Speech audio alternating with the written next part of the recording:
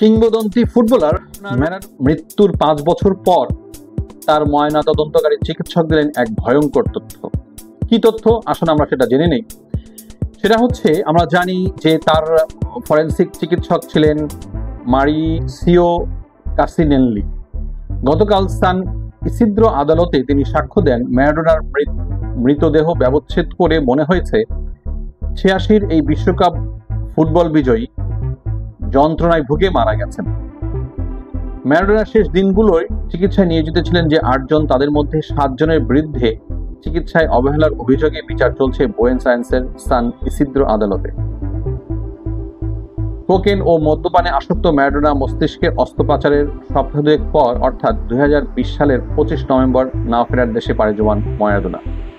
Buenos আইরেসের এক অভিজাত এলাকায় ভাড়া করা বাড়িতে জীবনের শেষ দিনগুলো কেটেছে এই কিংবদন্তি ফুটবলের। শুধু শ্রোতা, ভিডিওটি ভালো লাগলে অবশ্যই আমাদেরকে জানাবেন এবং আমার কমেন্টস করবেন। আমরা সেই কমেন্টসের বেস্ট কমেন্টসটি আমরা পরবর্তীতে ভিডিওতে তুলে ধরবো।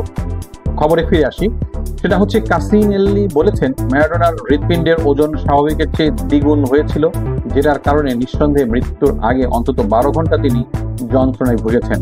কুশলীরা বলেছেন 7 জনের মেডিকেল দলের অধীনে ম্যারাডোনার শেষ দিনগুলো ছিল হরর থিয়েটার।